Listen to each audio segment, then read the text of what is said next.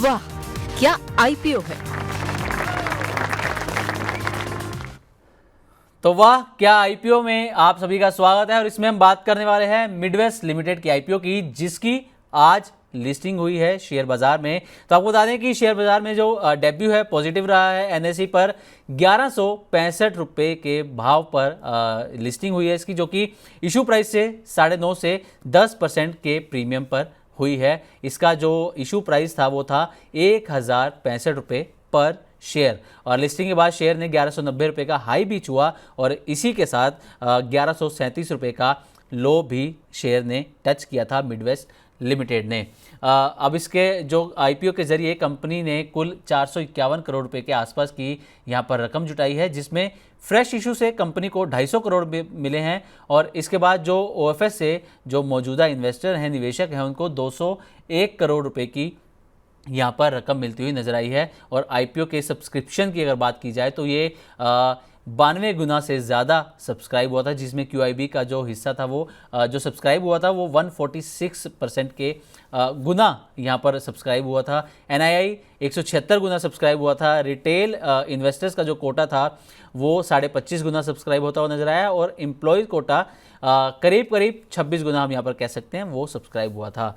तो sir Midwest limited, एक तो आप इस जो इसकी लिस्टिंग हुई है 10% के आसपास प्रीमियम पर लिस्टिंग हुई है, इसको कंपनी को किस तरीके से देखते हैं अगले 1 से 2 साल के लिहाज से? क्या ग्रोथ ओरिएंटेड कंपनी आपको लग रही है? और जिन्होंने लिस्टिंग गेन ले लिया वो तो चलिए ठीक है, लेकिन जिन्होंने अभी लिस्टिंग गेन नहीं लिया है वो होल्ड करके चल रहे हैं, 6 महीने से लेकर 1 साल का उनका होराइजन है, तो उनको क्या करना चाहिए सर मिडवेस्ट लिमिटेड में? ट्रेड कर रहा है और जैसे इसके ग्रोथ वगैरह के ट्रिगर्स वगैरह हमने देखे थे, मुझे नहीं लगता कि बहुत ज्यादा अपसाइड यहाँ से निकल के आएगी। तो मेरा तो यही मानना है कि ये लेवल पे भी मोटा मोटी एग्जिट कर जाना चाहिए। बहुत ज्यादा अपसाइड अगले साल 1.5 साल में मुझे तो इस कंपनी में नजर नहीं आ रही।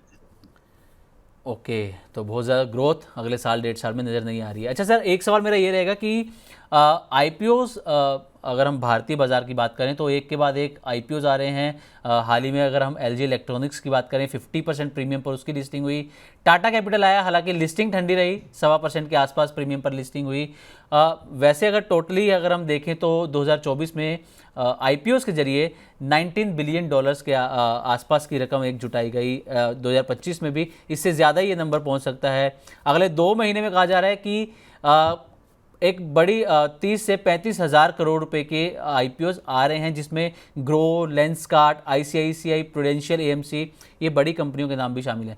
तो सर क्या ये जो आईपीओज आ रहे हैं इन्वेस्टर्स के लिए, खासकर अगर हम रिटेल इन्वेस्टर की बात करें, उनके लिए क्या ये नए मौके लेकर आ रहे हैं बाज़ार के अंदर? और क्या बाज़ार जिस तरीके से भी चल रहा है तो इन कंपनियों के लिए फ़िलहाल इस वक्त पर बाज़ार में आना क्या वो सही हो सकता है और इन्वेस्टर्स को लिस्टिंग गेन क्या यहाँ पर मिल सकता है? अब देखिए, इन्वेस्टर्स को लिस्टिंग गेन मिलना एक सम ऑफ प्रोडक्ट गेम है कि अल्टीमेटली क्या भाव में आईपीओ आ रहा है। जी। कंपनी बहुत अच्छी हो सकती है, लेकिन अगर वैल्यूएशन पहले से ही स्ट्रेच है तो उसमें आपका पैसा बनना मुश्किल हो जाता है। आपने एलजी का नाम लिया, तो एलजी ने वैल्यूएशन कंफर्टेबल रखी थी, इसी वजह से उसमें इन्वेस्टर्स को पैसा बना। अब बहुत सी ऐसी कंपनीज आती हैं जहां टेबल पे वो कुछ छोड़ते ही नहीं है, तो इन्वेस्टर को पैसा कहाँ से बनेगा। और कुछ कंपनीज ऐसी आती हैं जो हिस्टोरिकल नंबर्स पे बहुत एक्सपेंसिव लगती हैं, लेकिन फॉरवर्ड नंबर्स काफी अच्छे हो सकते हैं। जैसे आदित्य, जो सीपी प्लस वाली कंपनी है, उनका जी, इशू आदित्य आया था। इन्फोटेक। हिस्टोरिकल नंबर्स पे एक्सपेंसिव हो सकता है, लेकिन फॉरवर्ड नंबर्स पे वो काफी अच्छा लगता है क्योंकि एक नॉर्मल ग्रोथ रेट आती है। तो मिक्स एंड मैच है, बट मुझे लगता है जो इश्यूज टेबल पे थोड़ा बहुत पैसा छोड़ते हैं वहां जनरली पैसा बनता है। और रिटेल इन्वेस्टर्स के लिए फॉरवर्ड पे एस्टिमेट करना कि अगले 2 साल में क्या ग्रोथ आएगी, उस हिसाब से वैल्यूएशन देना थोड़ा सा मुश्किल होता है। तो एलजी जैसे सिंपल आईपीओ उनके लिए बेटर होते हैं। तो बिल्कुल मेरे हिसाब से नए आईपीओ, नए पार्टिसिपेंट्स का मार्केट में आना एक बहुत पॉजिटिव डेवलपमेंट है। और इंडियन मार्केट शायद बड़े मार्केट्स में एक सबसे एक्टिव आईपीओ मार्केट है। और अभी भी हमारे हिसाब से हमने सिर्फ सरफेस ही स्क्रैच किया है, बहुत बड़ी लिस्ट है जो आने वाले समय में आपको और दिखेगा। तो मुझे लगता है ये एक अच्छा अपॉर्चुनिटी है नया पैसा रेज करने की, क्योंकि सिर्फ डेट कैपिटल से तो आप एक कंपनी चला नहीं सकते। तो बढ़िया अपॉर्चुनिटी है और इन्वेस्टर्स को भी पैसा बनेगा, बट आपको थोड़ा डिलिजेंट होना होगा कि आप किस टाइप की अपॉर्चुनिटी पे बेट कर रहे हैं। थोड़ा सा फॉरवर्ड एस्टिमेट समझने की कोशिश कीजिए कि क्या बेसिस पे उन्होंने वैल्यूएशन किया है। हर समय जरूरी नहीं है कि हिस्टोरिकल नंबर्स आपको सही पर्सपेक्टिव दे रहे हो। वैसा ही हर समय जरूरी नहीं है कि कोई कंपनी में हाइप बहुत है तो वो आपको पैसा दे ही जाए।